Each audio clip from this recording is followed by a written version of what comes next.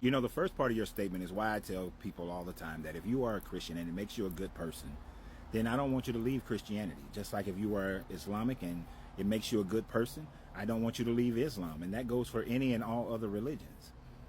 Now, I'm going to come back to that one because it reminded me of a Buddhist story and that I hope to get correct in my telling of it. But your second part of your statement, that it can help individual by casting out demons using scriptures or revelations. How can this be man-made? Once you can prove to the world that actually demons exist, then you will have something to be able to utilize scripture towards. You see, the fact that you cannot prove the existence of a demon, the fact that you will look at somebody who is going through some traumatic issues, somebody who is doing something that goes so, ostensibly different than how our culture is, like mass murdering and things of that nature, then you would put and say that that person must be under some type of demonic spell. But yet you are taking your religion and you're overshadowing what another person may believe or another person may be or another person may be going through. The fact of the matter is, you have no absolute zero tangible proof that any demons exist, and you have zero tangible proof that anybody ever utilized the Bible or any other book to be able to ward off or get rid of demons. You merely have people in the book telling you stories of doing so, but there is absolutely zero proof of that ever happening. And all of that makes it man-made.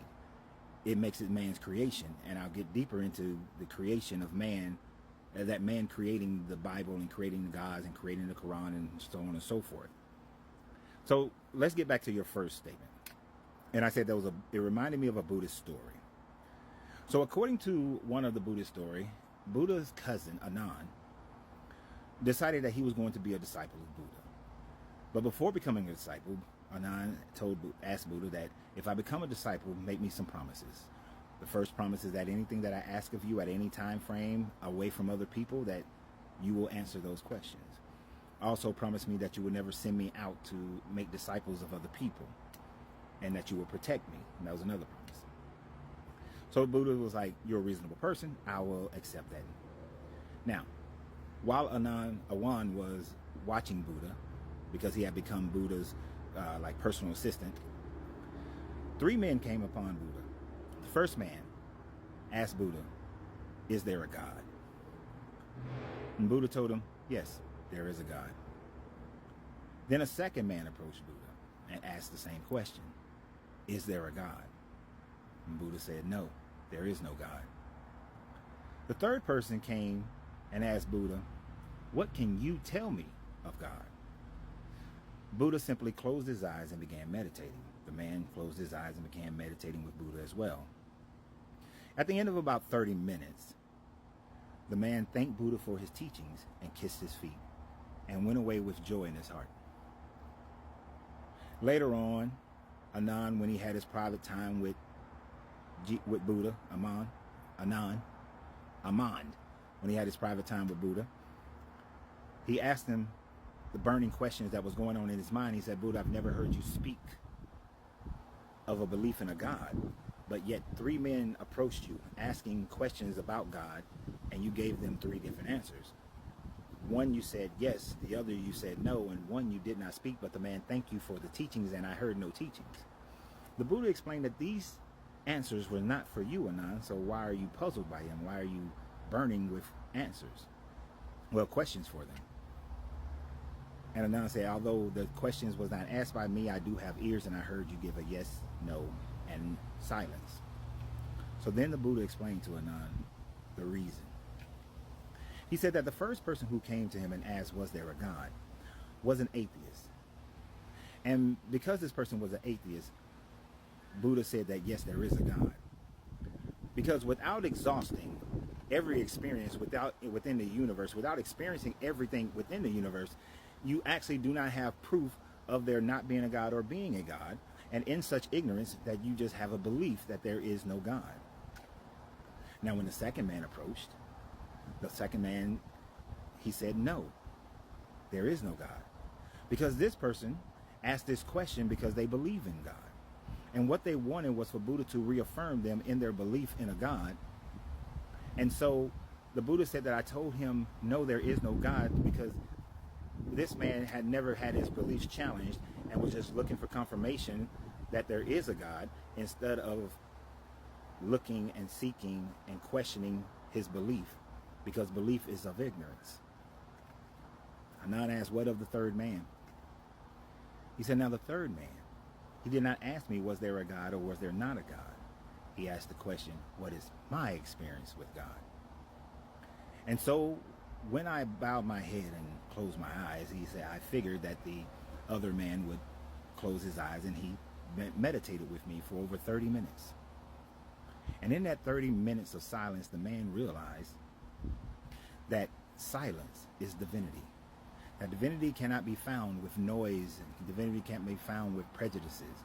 That this man came with an open mind and an open heart, not putting forth any biased ideas towards what God is or what God is not, but was seeking what Buddha's experience with God was, knowing that the Buddha would meditate. The man found God in the silence. He found God in the inner self. He saw what God was to Buddha in the silence of meditation, of looking inward. And so the man learned the lesson and was happy. You see, your first question, which says that those religions have helped people and improved their lives. This is true. Some people who find different religions, whether they were Christian and became Muslim, or Muslim and became Christian, or they lived their entire life being taught one or the other, never really lived by it, but then after going through so much suffering in their lives, turn themselves over to these religions. And in doing so, they start following what the culture of the religion is today. Not the negative, I'm going to force the world, but I'm going to take better care of myself. I'm going to take better care of my family. I'm going to love people. The parts of the religion that do teach about love and brotherhood makes their lives better. Whereas for some, the religion is a curse. Religion is a prison. It becomes a prison because it is like the first two gentlemen. They are looking for confirmation of what they already believe. They are looking for confirmation of what they have already accepted. You see, until you challenge your beliefs and challenge your thoughts, you are living in the ignorance of your belief and the ignorance of your thoughts, because they are not supported by anything that is tangible nor anything that can be proven, but yet just supported by what you have already decided. And this is where the man-made part comes into play. You see,